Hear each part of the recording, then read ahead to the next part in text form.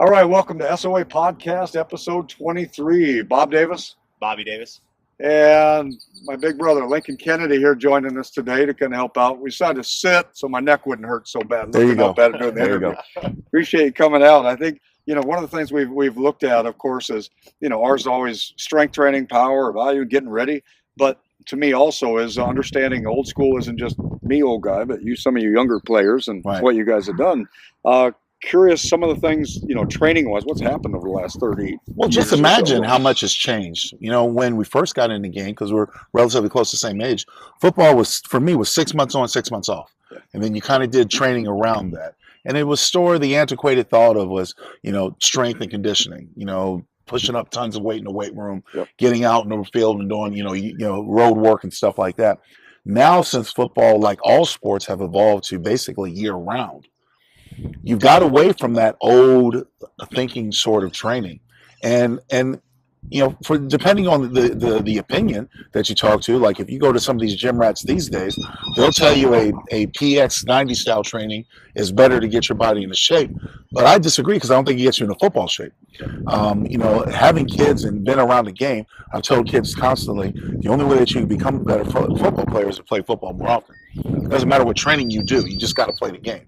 So a lot of philosophies have changed and have been inundated throughout over the years with a number of people. And you see some injuries like when, covering a sport, I never saw back in my day. I mean, you've got fat guys who are pulling hamstrings and getting groin tears. That used to never happen for whatever reason. Now it's happening. You see an abundance of Achilles injuries, ruptured Achilles and stuff like that. So you see all these injuries. These different philosophies are all flowing into all the sports, trying to make it more effective or more efficient, or trying to get their message and their way of doing things out there. Who knows if it's right or wrong, but it seems to be an age where differing opinions seem to be gathering as we continue on. Well, and I think that's part. I mean, some of the things that we've seen, I know from my time back in Nebraska in the 80s on up to what we've been doing with the kids, since then, 89 to now, very few times was it geared around injury prevention. Correct. It's strength. But we're also seeing now, even though you were, big, strong, powerful athlete, but now the guys are getting so much more powerful, and so much stronger. Certainly. And again, unless they're working that mobility and things, that's why we're seeing so many more things get blown out. I never knew anybody that had an ACL injury growing up as a kid. Right. These kids, 13, 14-year-olds, know somebody with an ACL. For the sake of professional football, and I know it has a little bit to do with college, but because they have more time in college, when they integrated the work rule with the CBA and limited the amount of practice time for professional football players, it really hurt them because you can't practice in pads or get them calloused as once they were when you did play, when I played. Now when you ask your body after you put 10, 15, 20 pounds of gear on and you ask your body to explode and get into a mass that's similar size, strength, that's when you have these types of injuries. That's when you have these types of ruptures and there's really no way that they can train for it or prevent it because as long as the rules are the way they are, you have to play by the rules, you have to take advantage of the rules, and you have more guys I've seen over the last couple of years, guys. More and more teams are using, for the professional ranks, are using the first 4 games of the regular season to get their players in shape. Yeah. So, which means the preseason is a total waste, which means there's no more training camp. No. Last year, the Raiders were actually in training camp for 13 days. Now, how do you possibly get your body ready to play football in 13 days? Especially that caliber. Exactly. And then so you're talking about the bodies becoming more and more physically powerful, bigger and stronger and everything else. And then all of a sudden you're trying to get all these mindsets, these plays and everything in. You get them of the like mind. The Spartan life when we used to go to training camp was to train you, was to bring you together and make you closer as a team. You limit that. You limit practice time. You limit becoming calloused towards that. And you're asking the body to respond at the drop of a dime. With every bit of efficiency you can. That's just a cause. Yeah, it's a serious call for it. It really does. It makes a big difference. And you talked about before, but how many of the players in your day and even now were one sport athletes? Well, that's exactly right. They played all these different sports, went through it, and you're right. If you want to be that sport and be the best at it, you keep working at it. However, then we see the overtraining injuries we see too much too. I can tell you our baseball players. Now you're getting in with a baseball. Well, you're in Arizona where you got club leagues galore, right? Yep. So I had somebody approach me the other day when I was at the gym. He comes up to me and says, "Hey, you play ball?" I said, "Yeah, I used to." He's like, "My son's 11 years old. What should he be doing in the weight room?" And I said, "Why would you bring your son to a weight room? Why don't you let your son grow up?" And he's like, "Well, I'm just trying to get him to be the best football player he can." So what else is he doing? Oh, he's just playing football. Yeah. Whatever happened to allowing the kids to be a kid? I know. Well, and here's the other problem though, because you do have that lack, and I understand that end of it, because you've got to let them go through and play. But now, how much more developed are these kids by the time they're high school? Sure. And if you don't get in and prevent it, get them ready, now that kid that's not ready hits that kid that is ready and has been training, and that's our problem. And that's where kind of Bobby, and that's where Bobby didn't have a lot of choice. Right. Bobby, my daughter, when they were younger, you're part of our program. You're going to play sports. You're going to strength training and do. Now, we at the younger age, it was more fun. We didn't do as much, and we kind of worked. But I want them familiar with it. But knock on wood, here's a guy that went through all of his high school time, junior high, college wrestling, without the injuries. Knock on wood. I couldn't do this head with a concussion he got in there. But, to not, with my knee and shoulder surgeries and all that by 21, we didn't know about it. But ours was on deceleration, change of direction, strength, getting ready. But you're right, just taking him to the gym at 11-year-old, and you don't even have a structured program even. And I agree with that philosophy. I agree with the preparation and stuff like that. I know that I played with a lot of guys in college that were playing pee-wee football, midget football, Pop Warner and stuff like that. By the time they got to college, their bodies are burnt out. Oh, yeah. That's what I'm most concerned about. Yep. That's what I'm most concerned about. I understand to me, there's my kids, the way they run, it drives me bonkers because they won't listen to me, but they're not running efficiently. Yeah. And so even though when I try to show them, hey, you see how he's running? You need to run like that. They still have their own way. I understand mechanics. I understand training. A lot of things that your programs, I used to watch you guys do over here. All the things that I think that are good for it. I just want parents to stop trying to have visions of grandeur upon their children. Specialize in something. And more importantly, if you're going to do it, don't just sit there and watch a bunch of videos on how to get stronger. Actually seek training. Because you want to do it, you want to get, if you want to teach your kid how to run more efficiently, hire a run expert. Hire somebody who does it. Yep. You know what I'm saying? Or figure it out. Take them to a program. Get them integrated in a program. Don't just force them in and say, okay, well, you're going to play football starting at 6 just so I can get your body ready. Exactly. Because by the time they're in high school and college, they're burnt out. Yeah, and that goes part of the coaches too. Absolutely. It's amazing to me. I see some of these youth coaches, and we've got some great youth coaches, just like we do at any level, any profession. There's great all the way around. However, those that just don't understand, this is a group of 10-year-old kids.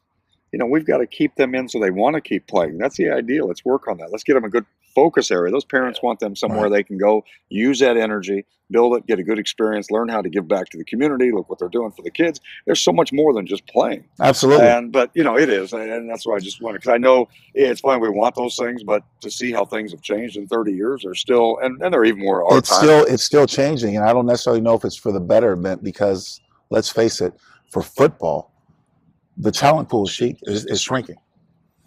Little Timmy's mom doesn't want to put him in football. Yeah. And I'm a part of a foundation, a chair committee on the chair committee. excuse me. That where we're trying to propose football matters, because football's a wonderful game. Yeah. Teaches you team concept, all these things. That's just a great game that a lot of people don't notice. But the thing is, the truth of it, it's a contact sport. There are going to be injuries. And I'm of the mindset to where football's not necessarily for everybody. Right. But it doesn't mean they can't experience it in some way, some capacity. But it's not for everybody. It's not for everybody to make a career out of. You have to be prepared for the sacrifice. I traded in some years of my life to do what I did, and I know it. I've got a body of a man that's 20 years older than I actually am, because I beat the hell out of my body. Sure. I sacrificed for what I achieved and where I am and where I'm at. But I do know that the talent pool is shrinking because there are more and more parents who are cautious and don't want to put their kids in football. And I understand that. But I believe that everyone who teaches contact football, tackle football, should be certified or accredited. Yeah. I believe they should go through training in order to learn how to do it effectively. Yeah. Because I'm of the mindset, and I've talked with a number of people when I studied Australian rules football, rugby and stuff like that, the collisions and the amount of contact those guys do when they play the game, similar to what we do. And you don't have half as many injuries as you do. Why? Because of the training. And quite honestly, what I discovered is that if you want to take out a lot of the head concussions from football, take off the face mask, and people won't be using their head. But they're not going to do it. Yeah. See what I'm saying? What's likely, what's possible, they're not going to do it. It's cosmetics. It's a look. It's a look that they want, and they want to keep the face covered up so you don't know who is under there, because that sells the brand more so than anything else. So that is what it is. But back to the original thought, if little Timmy's mom is taking him out of football, or doesn't want him to play football due to injury, well, let's do something about it. If we're going to have youth football, high school level, any tackle football, because in California places, they're doing away with Pop Warner. They're doing away with tackle football. You have more and more rises of flag football leagues, which is glorified 707, which the pro game has become, because tackling is poor, blocking is poor, and everything else becomes a glorified 707. But if you're going to do contact sports, I believe you should be accredited or certified and trained to do it. That's fantastic. Yeah, I think our coach, which I've been blessed to learn from, even at our prep school, good guy, came down from Oregon and a lot of different stuff like that. But he had a progression from coaching. It started from learning how to tackle from your knees. They didn't have anything on. Learn how to clear the head, get to the hip. Yep. There's a lot of, at a prep school, you can only imagine how some of these people are in their views on stuff. So he taught them right out the gate. They don't practice with helmets and all that stuff on a lot of times, and he creates them to learn how to tackle without that. Certainly. When you start learning that, it's like it becomes habit. Yeah. And there are more and more programs that are doing that. Yeah. More and more programs are using their tackling dummies, the robots and stuff like that. Yeah. The only problem is that it cannot be unanimous, because you have programs who can't afford that technology. Yeah. Right? So we're live in a neighborhood like we're Mountain View, affluent school that could probably afford those types of apparatus. Yeah. But you go to an inner city or somewhere else, maybe down to Mesa High. they can't do it. Right. So now are their kids in trouble? There's an advantage. You see what I'm saying? There's an advantage. Yeah. So now all of a sudden, and then of course you have, like any sport, especially in the high school level, football's a big deal. It's a big income generator. Okay, these programs are getting bigger and bigger. You go to places like Texas and Florida. Oh yeah. You already know it. I mean, just some of these stadiums are the size of pro stadiums. Yeah. And high schools and colleges and smaller colleges, and so. It's not an advantage that can be unanimous, but I think what we can start with, especially on the youth level, because a lot of these are volunteer types of programs. Yeah. Somebody starts a league up and, hey, pay $300, get your kids some gear, go to Big Five, get a helmet that doesn't fit, get shoulder pads that don't fit, whatever. Yep. Hire somebody who works at an urgent care as your trainer. Yep. You know what I mean? Yeah. Parents who are out there volunteering, and then you've got these guys, of course, visions and grandeurs like you see. I can coach an offense. I can let's run around and hit each other. Yeah. And you watch the way some of these young people throw their bodies in one another. Oh yeah. With their proper tech, and it makes me cringe. It's Talk about building habits. Absolutely. That's when they soak it up. So now if you're starting it, then it's like, That's scary. Yeah. That's why little Timmy's mom is pulling him out of the game. Well, you bet. I know you got to. That's where our parents got to get involved and find out. And I think that's the next thing. That's what we try and encourage. Is last one we did with Bobby Smith and with John Portman we've had out there. Specifically, there's good and bad, but ask questions. How many parents take time to meet the coaches, watch the practice, find out what's going on, talk to the leagues. What are your criteria? What do you do? How do you set those up? It's okay to ask. But just like now, I mean, how many people I've worked with, a lot of seniors now with training and all, they still won't question a doctor or ask him a question. Doctor says it and that's it. Just like a coach. And it's not disrespectful to ask. You're there to take care of your kids. Your primary job as a coach, as a parent, is protect those kids. Absolutely. And as a coach, it should be as well. Yeah. So we learn that and get it. So that's why doing things like this and asking questions and finding out more about your foundation and different things that are out there so that they know, here's some resources. Check this out. What do we do and get involved? And these things about let's work on tackling things without the helmet, you bet. That kind of stuff actually encourages them without the face mask. Certainly. Not hit with the head. Certainly. Let's work outside the box. And let's work it. Yeah, you wear your pads, you get on there so we don't bust up everybody's shoulders. But let's learn how to do it right. Let's start easy. We can do that foundation and build up for it. Just like our training we talked about earlier, our other ones about YouTube videos and all the things that are out there about crazy training and building power and speed. But let's scale it down and look at what makes sense and what level you're at before you put up a 48-inch box and jump off of it and bounce off of it and blow your knees out. Too, when you talk about strength coaches and football coaches and different things, you think of a lot of strength coaches, and maybe this is a little more older now. We're talking to more people that are kind of skewing away from this, but first thing a kid walks in, what do they want to have the kid do? What's your 1 rep max squat? Let's get you in the bar. It's like, the first day of a kid walking in, I wouldn't say, or some maybe do. Who can hit the hardest? Let's Right. go. Line them up, and it's like but Old Oklahoma drill. Yeah, we just need to get more coaches and a lot more realizing that, hey, that's probably not the best idea, but that's where we decipher. It's like good versus bad coaches. Maybe let's see how they move and get them under. Maybe later down the road, if they're moving well, now we can use that so we can base it off. But I think I'm finding more and more now, or more coaches that I'm following and good coaches, they're starting to realize like how much strength is too much. Right. What do we really need? If you're benching 500 pounds, does it really matter if you're 5'10", 5'20", if you're still pushing from there? So I think that's more people are starting to realize, once we get that base level, now it's, all right, let's cut that off. Okay, let's see where else we need to delve into and realize. And, like the P90X, it's like, that was probably created for average adults and people, and I use this other reference. It's like CrossFit, I don't think it's a bad thing. It's its own sport. Certainly. So I wouldn't send a basketball player to go train at a CrossFit box because that's for its own sport. Just like a football player, I wouldn't send to a powerlifting deal. Maybe they're benching a lot, but I mean, who knows of a lot of people that are on the line that can maybe bench a lot, but you get out there and they can't move. It doesn't make it. Well, everybody's different. I remember the evolution just with my story. Coming from an inner city school, my weight room was nothing but a handful of dumbbells and a Nautilus machine. And then I go to the University of Washington, and we've got this 60,000 square foot weight room with every apparatus that's known to man possible in it. Yeah. I didn't know how to do a power clean. I didn't know how to do a deadlift. I didn't know how to do a squat. I didn't know how to do any of that junk. So coming in as a one reason why red shirt is to learn how to do all that, right? How to learn how to explode. But even after all that, one of the greatest things that helped me for what I did as an offensive lineman is my first love was basketball. So I played basketball in off-season. And I tried to guard the smallest guy I could possibly guard just so I could move. Mirror him. Learn to dance. That's what I call it. Learn to dance. I'm dancing with this guy. Not putting my hands on him. I'm just learning to move my hips and move my feet to that footwork. And when the coaches found out, oh, don't do that. No, we don't hurt you. Want you hurt.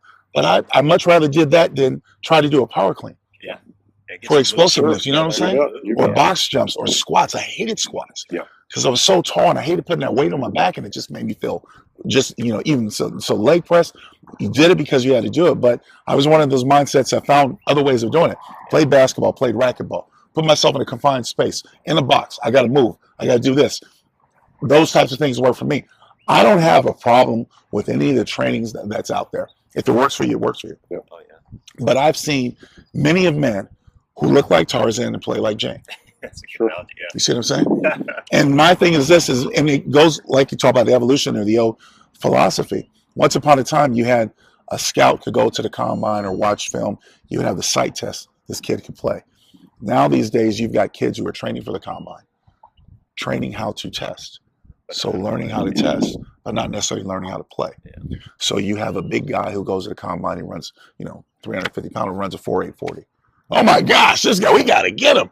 You draft him and he can't play a damn. Oh, yeah. Yeah, well, it was a 40 minutes. You see what I'm saying? We see You it know what I mean? all the You time. see it all the time. So you can't necessarily fault the young people for trying to get the advantage because everyone does it. Sure. When You're in school and you have the SAT coming up, what do? You do a pre-SAT. You start studying for the SAT, and it's natural. It goes back to where the game is progressing to and how do we change it, or is it possible to change it? You mentioned for parents to ask questions. What if the parents don't know what to ask? That's what these things are about, to help them out. And that's when we do, like, prepare for summer camp. What are the things you do? Whether you're coming to ours or not, here's things you should do prepared. Here's what to do. Here's we have listings for coaches on what to ask and what kind of things are going out there. Because, again, most of them don't even know what to ask. Or they've got some basics. Well, how do I keep them safe? Oh, we do this. Okay, great. Well, what they don't know is that enough? Yeah. Like you mentioned, certifications. What are they? I mean, we've gone to help with different programs for coaches clinics that we've done for them, and had such a limited time because most of it now is about, you got to get the CPR, which is fine, but it's also a lot of it so much on liability now. So much of their certification is on liability. Well, the legal end is taking over so much that now they get a little bit to get all their actual training they need to get ready, and they've got liability. Instead of, how about managers handle the liability, let coaches know what they've got to follow, and let's work on the fundamentals on keeping these kids safe and getting involved. So we've got a lot to do, and the concussion thing is that's a whole other one going out to it, and it's important, but you've got two ends of it now. I think that with the concussions, we've got those that are great, they're doing screenings or pre-testing, and it's great, and they're going into it, but I still don't hear anybody doing anything about what do we do for mobility and strength and getting that body ready to handle the stress Because it's not the hot to issue. go into it. Yeah, it is. We're a responsive nation. I mean, we we're in respond trouble. after something comes out. We don't necessarily take preventative care. Yeah. It's one of my biggest issues in my studies between Western medicine and Eastern medicine. You know, just a philosophy. Eastern medicine is more preventive. You know, break it down before it starts. You know, Western medicine is reactive. Oh, you got a headache? Here, take a couple pills. Yeah. You know, And now you have a problem to that. Let's exactly, take this. exactly right. Going. So then you compile it. You never get to the root of the You never problem. get to the root of the problem. And so then you become, you know, bent on the system to where you're paying for pills or whatever. And that's another story for another day. But when it comes to the concussion issue, the thing is that most people don't understand is that there's technology that's out there that can help prevent concussions, help lessen the blows if you're going to use your head. Cosmetically, it doesn't look good. And the only other top of point is that it's very expensive because it's new technology. A lot of places can't afford it. Yeah. I think that's where you make a good point earlier is, you know, we want to talk about preventative. The best way to do it is, first of all, learn how to tackle, right? Certainly. And then if you do run a neck, because not everything's going to work perfect every time. You're going to have bad instances, but that's where you learn how to strengthen the neck. And I know there's more and more coming out about neck that we've learned from different technologies and pieces that we've seen. But also as people are starting to think, well, maybe we don't just do this flexion stuff for our neck, because maybe it's like our core, like plank stuff. Maybe we'll learn how to stabilize and how to keep that tight. Certainly. You know, so there's more and more coming out, but I think that's great. At the end of the day, when we talk about conditioning, we work some conditioning and stuff over the summer, but the main thing I've always bought into, and from my college coach, strength coach, was you're going to get conditioning from playing the game. Certainly. And you need to play the game. Certainly. We're going to help you with movement prep, how to move and learn mechanics of how to get there safely, but you got to play the game. That's where you're going to, you know, you'll have that foundation to help that. Right. But that's where you're going to really, you know what I mean? Movement efficiency. I remember when I learned how to run, right? I used to have a track coach who used to be on my ass every day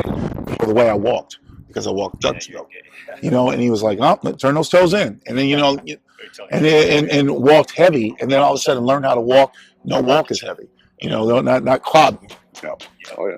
Same with movement efficiency, learning how to run, learning how to take off, learning how to accelerate, learning how to decelerate.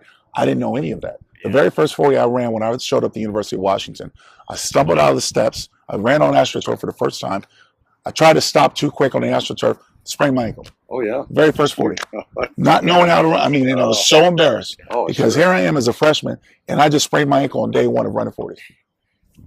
But prior to that, I didn't do a lot of this stuff. No. It was new to me. You see what I'm saying? It's still new. A lot of people know that. That's exactly right. We try to teach them. You know, you watch elite level sprinters. It's not loud. It looks effortless. That's exactly right. How to use your body. Learn how to be more efficient. Yeah. And so that's where a great program like you guys had comes in, that I recognize when you used to train out here. Sure. Coaching the little kids baseball and seeing you guys train, and you hear you harp on those little mechanics, the little things that make you more and more efficient.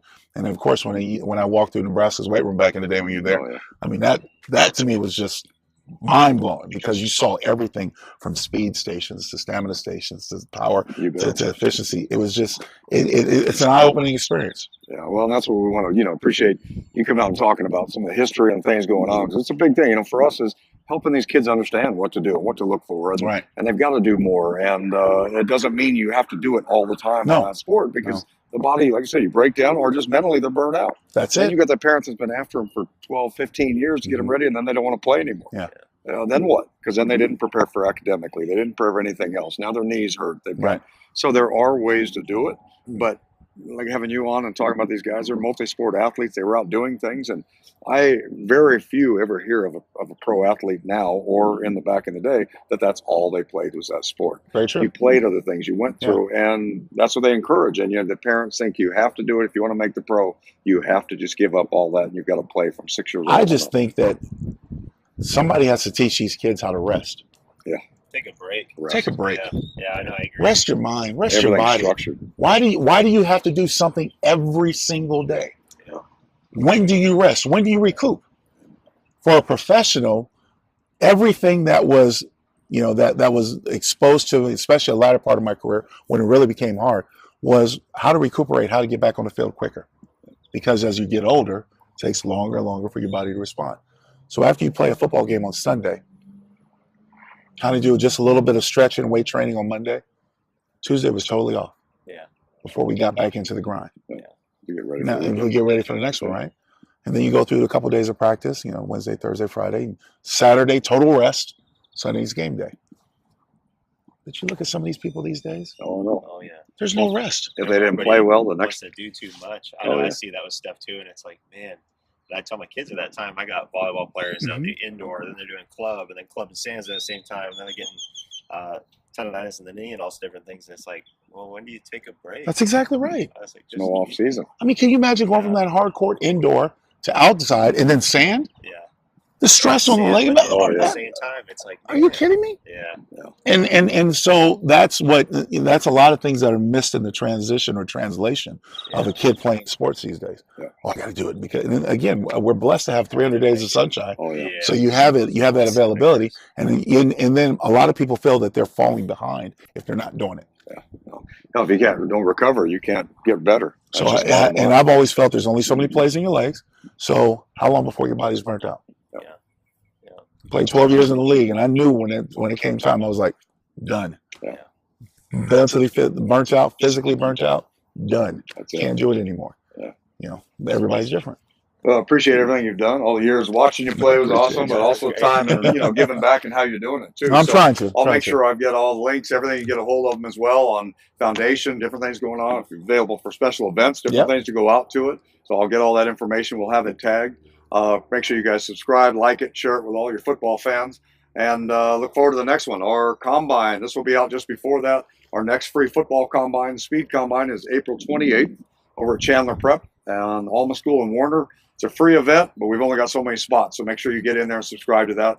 And let us know what questions you've got, but check out all of his stuff in Foundation, how you can help more kids and keep them enjoying the game of football. Sounds good. Thanks.